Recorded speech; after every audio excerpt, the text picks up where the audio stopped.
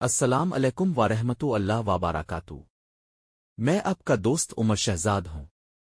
آج ہم بات کریں گے جمعہ کے دن کی اہمیت کے بارے میں۔ ایک ایسا مبارک دن جسے اللہ تعالیٰ نے پوری امت مسلمہ کے لیے عید کا دن بنایا۔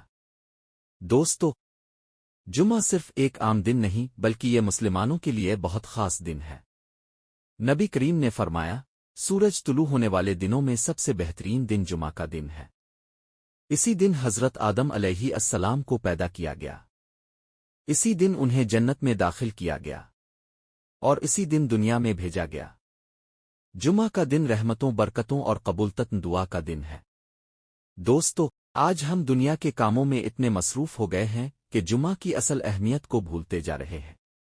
حالانکہ اللہ تعالیٰ نے قرآن پاک میں فرمایا، اے ایمان وال، جب جمعہ کے دن نماز کے لیے اذان دی جائے تو اللہ کے ذکر کی طرف دوڑو اور خرید و فروخت چھوڑ دو۔ سوچیں، اللہ تعالیٰ خود ہمیں بلا رہا ہے، لیکن کتنے لوگ ہیں جو جمعہ کی اذان سن کر بھی دنیاوی کاموں میں لگے رہتے ہیں۔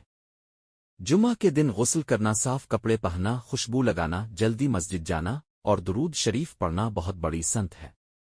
جو شخص ادب اور اخلاص کے ساتھ جمعہ ادا کرتا ہے، اللہ تعالیٰ اس کے گناہوں کو معاف فرما دیتا ہے۔ نبی کریم نے فرمایا، جو شخص جمعہ کے دن درود شریف زیادہ پڑھے، اس کا درود مجھ تک پہنچایا جاتا ہے۔ دوستو، جمعہ کے دن ایک ایسی گھڑی بھی آتی ہے جس میں مانگی گئی دعا رد نہیں ہوتی۔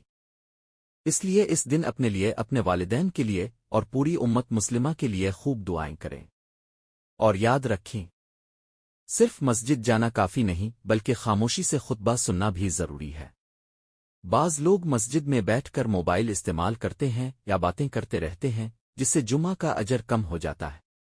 آج ایک وعدہ کریں کہ ہم جمعہ کی نماز کبھی نہیں چھوڑیں گے، وقت پر مسجد جائیں گے اور اس مبارک دن کی قدر کریں گے۔ اللہ تعالی ہمیں جمعہ کی برکتوں سے بھرپور فائدہ اٹھانے کی توفیق عطا فرمائے۔ آمین یا رب العالمین۔ السلام علیکم ورحمۃ اللہ وبرکاتہ۔